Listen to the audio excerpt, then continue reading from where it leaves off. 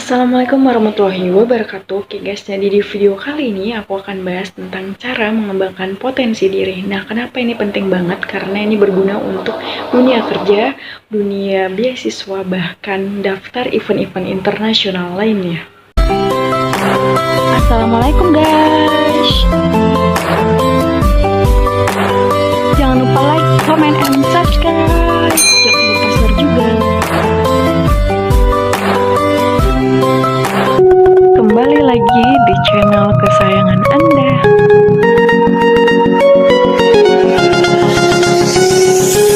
Pastikan tonton sampai habis dan nyalahin tombol loncengnya.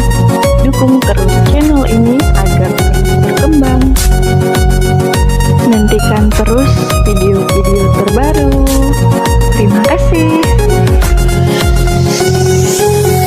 Ada beberapa hal yang harus kalian lakukan terkait mengembangkan potensi diri. Yang pertama adalah kenali potensi diri kalian.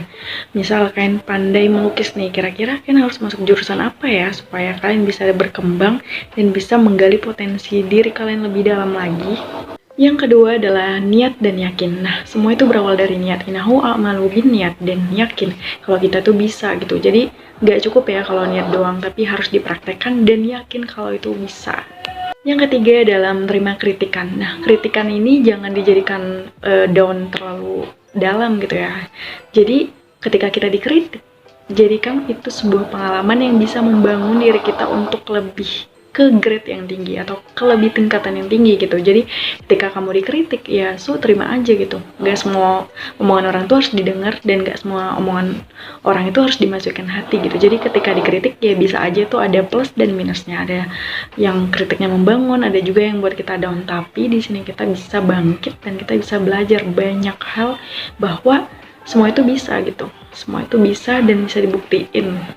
Yang keempat adalah berpikir positif. Nah, selalu terapkan positif seperti proton. Kenapa? Karena ketika kita berpikir negatif dan berasumsi negatif, maka hal-hal negatif akan terjadi kepada kita. Yang kelima adalah berteman dengan siapa saja, namun bergaul dengan orang-orang yang berintegritas. Artinya, integritas ini adalah memiliki kontribusi dan benar-benar cocok untuk ditemenin gitu. Jadi nggak hanya banyak circle, banyak teman, bergaul sama siapa aja, tapi kita nggak tahu tujuannya. Yang ada malahan nanti kita jadi terikut-ikut nih ke hal-hal yang negatif. So, kalian harus bisa tentuin pada siapa kalian harus berteman, bergaul, dan punya sahabat. Bahkan circle pun kita harus benar-benar matchin gitu ya. Misal kita nih mau pemburu beasiswa, nah paling nggak kita punya teman yang benar-benar sefrekuensi yang bisa ngebimbing kita atau ngebawa kita itu ke arah-arah beasiswa. Yang keenam adalah senantiasa optimis. Nah, kalau kita udah berpikir positif tapi kita tuh nggak optimis untuk dan optimal mengembangkan apapun itu, so itu nggak bisa. Jadi harus optimis. So kita harus optimis dalam bermimpi, dalam mewujudkannya gitu.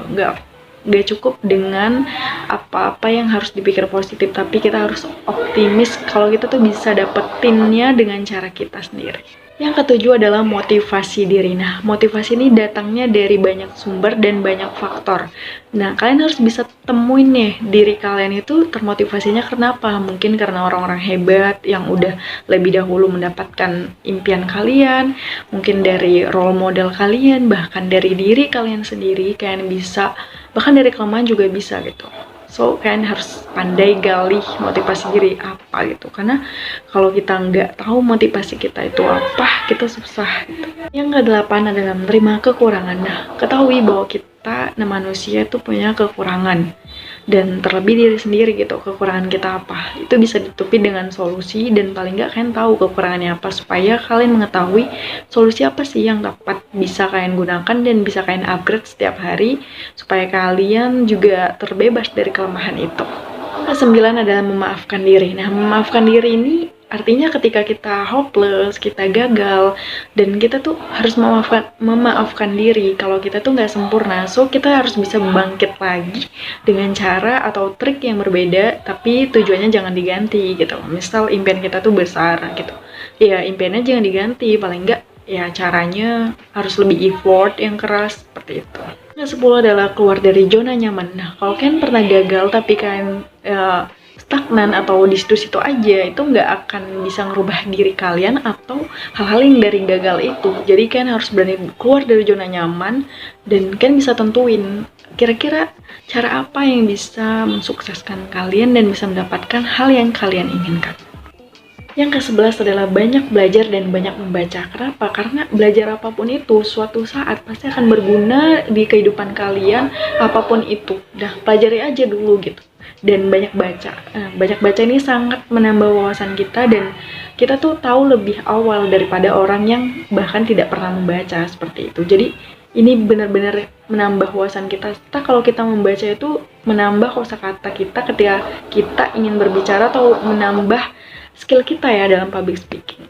Yang ke-12 atau yang terakhir adalah mengasah potensi diri kita. Nah, kalau kita udah tahu tadi dan kita udah menemukan hal-hal apa aja, terus kita udah berpikir positif, kita harus terus mengasah, mengupgrade diri. Ketika ada kesempatan, mari kita ambil bola dan ciptakan goal sendiri bahwa kita tuh bisa mendapatkannya. So, buat kalian yang ingin nanya, tulis di kolom komentar ya, dan jangan lupa like, comment, and subscribe. Dan buat kalian yang ingin nanya apapun itu, silahkan tanyakan di Instagramku @encahaya03. Oke, thanks for watching. Assalamualaikum warahmatullahi wabarakatuh.